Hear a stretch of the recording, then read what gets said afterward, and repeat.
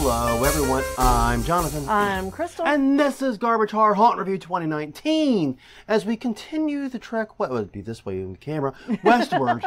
Everything's backwards. You forget these things, Jonathan. Westward from Lafayette to Lake Charles, Louisiana, as we near the Louisiana-Texas border, where we spent the bulk of our time on this haunt trip. Right. But we actually made time to hit 2 Louisiana haunts that we otherwise would not have been able to see.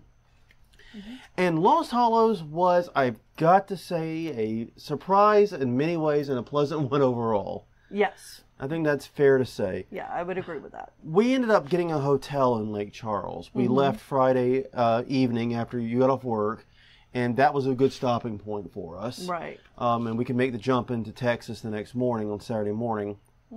So we got a hotel, and we drove from the hotel using our GPS because we've never been to Lake Charles. Right. Not other than I can. Everything we can see of Lake, everything we've seen of Lake Charles, we've seen right off of 510. So we're making the trip, and we're GPSing, and the GPS suddenly says, "You've arrived at your destination."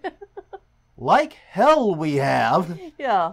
So we look around, and there's like A Target and a Cons and all this we're in other a shopping center parking lot with no one around. Everything's Yeah. closed because it's like pushing 11. Yeah. It's like 10:30 or something like that. No, it's 11:30 because they closed at midnight. That's and we right. got there right before closing. So it's really confusing. We look way off in the distance there, and we see a bunch of cars parked in a trailer, and we're like, all right, well, I guess we're going to go there and at least ask. Exactly. And it turned out to actually be where you go, because Yeah. we knew this from the site, was that the first part of the haunt is a hayride.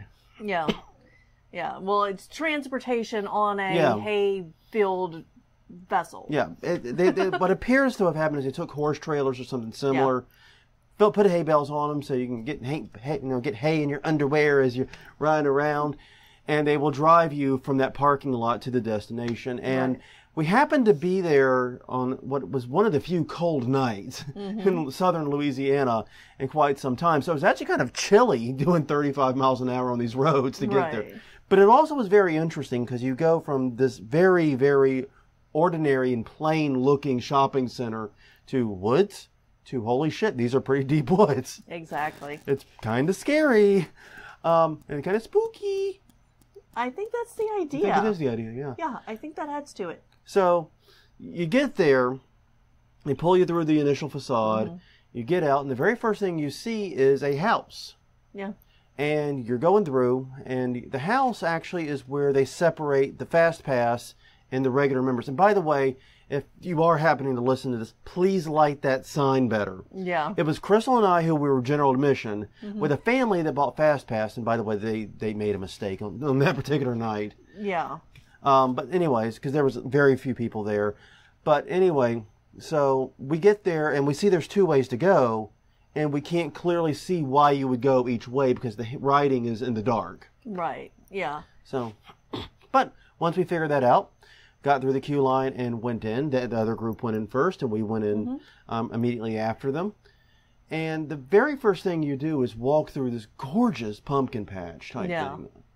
I mean, that was worth the price of admission alone, almost. Yeah, it was pumpkins. It had a nice tree. It had hand-carved things that I haven't seen anywhere else. In fact, the carved things played into the things that you saw in the first house, because it was like a family of these weird creatures, and so it kept the theme throughout. Yeah.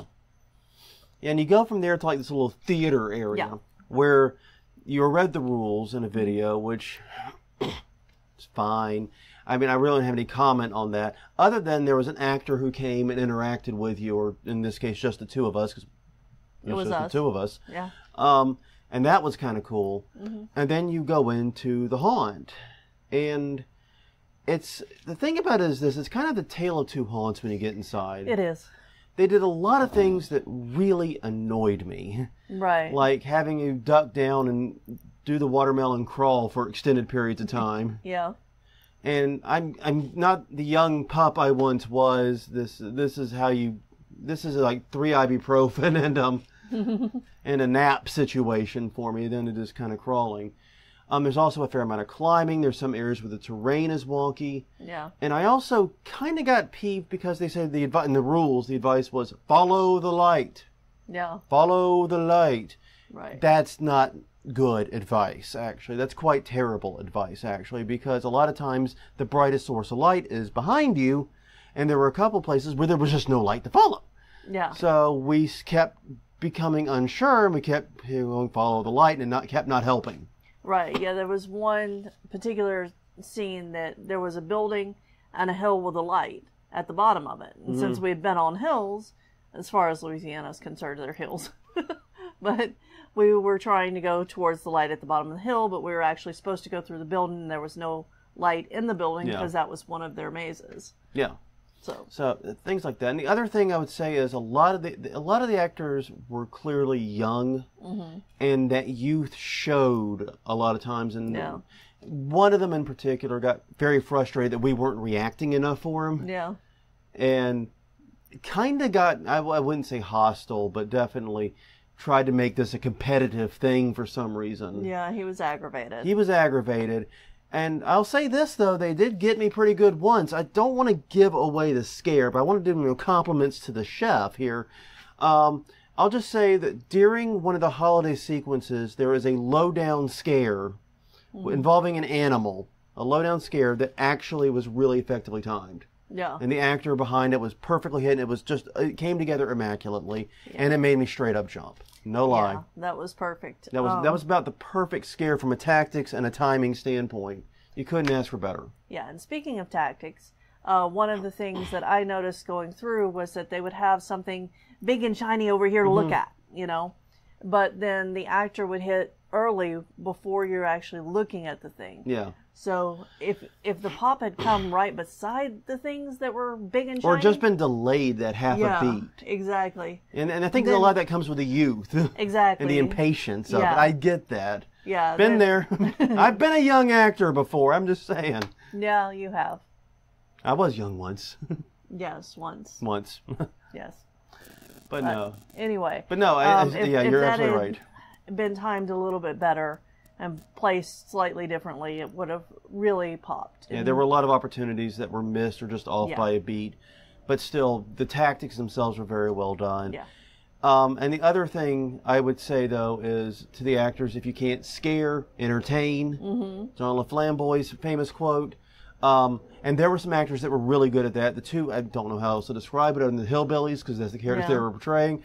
They swooped in from either side. It was an excellent tactical scare. It was beautiful, but we didn't give the jump they wanted, apparently. Yeah. So they just flipped the switch and started doing comedy. Yeah, and they were hilarious. They had us laughing. They had us laughing, chuckling, and you know what they did? It lowered our defenses for the next sequence. Yeah. Which may be one of the reasons we got so well. Yeah.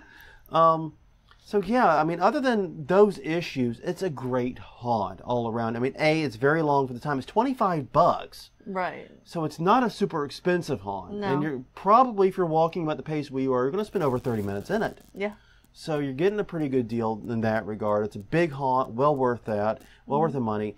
And it's immaculately decorated. Yeah, it has to be one of my favorite outdoor trail decorations ever. Yeah, I'm going to say something that may sound like an insult, but I mean it with highest praise. It looks like it was made with junk. Yeah. Everything looks reclaimed in some way, which is awesome. And I do mean everything, including the helicopter. Yeah. Reclaiming, yes, they have a freaking helicopter. You're going to have to see it. There's no spoilers there. No. But it's very interesting how they used all of this, frankly, junk to make a haunted attraction that's very artistic. Yeah. Yeah, it is. Like I said, I'm hoping that's high praise. Yeah, but I mean, there were so many things that are unique to this haunt. We talk about uniqueness a lot. Yeah. There are so many things that are unique to this trail. Like even the doorways have different carvings and things. And there was nothing that was undecorated. Yeah. So. Yeah, clearly the artistic talent of the people working on this is showing through, and their ability to work with what is clearly reclaimed material is showing through too. It's very, very good stuff. I enjoyed pretty much every minute in this haunt for one reason or the other. It looked kind of like a crazy person's backyard. Yeah. Which I think's kind of what it is. Probably.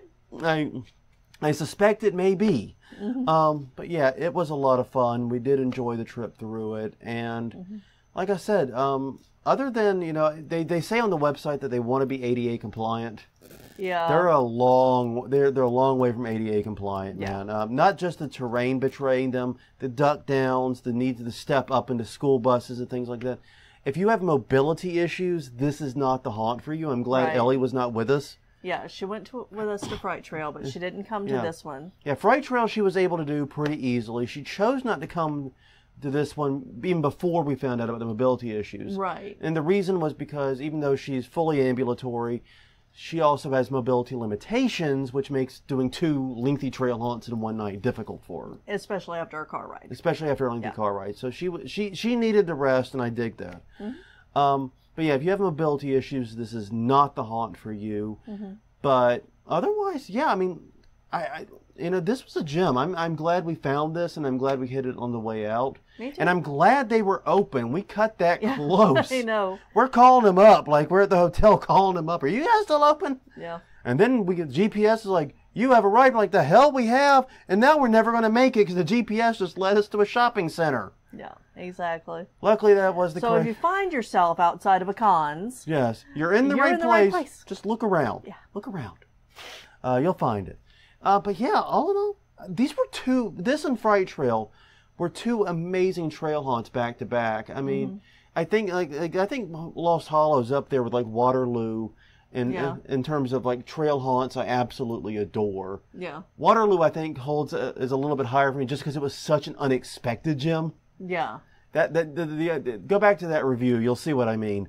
But yeah, this one was solid. It was great. It was a good, lengthy walkthrough with a lot of detailed pieces, a lot of interesting. I mean, that's just it. There's something there for everyone. You like your scare tactics? They got it. You like your immaculately decorated sets? Boom, they got it. Like your weird characters? They got it.